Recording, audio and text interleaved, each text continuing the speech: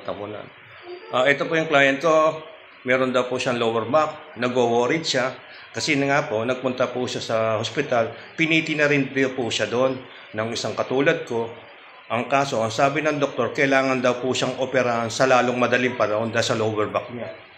Ngayon, may nag-recommenda lang po sa akin ng classmate ko na si Arnold na may problema nga daw siya kasi nag-worry siya. Sino ba nila po mag-worry? Sabihan ba naman kayo ng doktor na operahan? Kailangan operahan sa lower back. Siyempre mag-worry siya. Magkano po ang gastos ng lower back pag inoperahan? Pero ngayon po, tapos ko na po siya i-therapy. Siya na po magpapaliwanag kung ano naging resulta ng pagte-therapy ko sa kanya. Subukan nyo si Ronald. Magaling siya. At nakakatalon na ako. Hindi na masakit ang aking likod. So, the best si Ronald. Sige nga kabayan, tumakbo nga yung mabilis. Sige. Yan, pinatakbo ko na po yan ng 1 minuto kanina.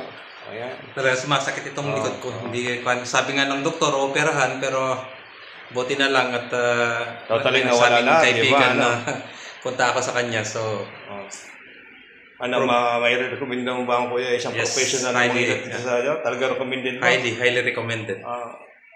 Subukan nyo si Ronald. Di ba? Pupunta ka ba ng... Hindi kayo magsisisi. Pupunta ka ba ng hospital? Ngayon, tumatakbo ka na. Hige nga, yuko ka nga. Pakita mo nga sa kanila. Ayan.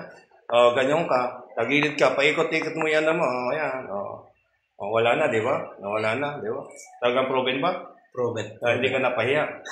Talagang professional na po yan. Babalik ako. Hindi mo na kailangan bumalik. Kung meron lang pain, saka ka lang bumalik. Ngayon, kung gusto mo maging alagaan yung health mo, every month pwede, wala namang problema.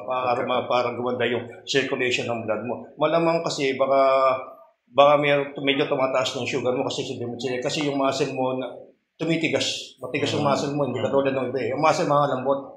Lagi kasi akong nakaupo sa diba? Kaya sumasakit. Ngayon, pupunta ka ba ng hospital? Hindi ka na pupunta ng hospital. Nakakatakbo ka na eh. Oo nga.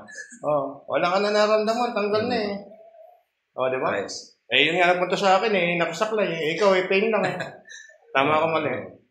Sige po, ganun lang bro. God bless po. God bless po. Thank you. Okay.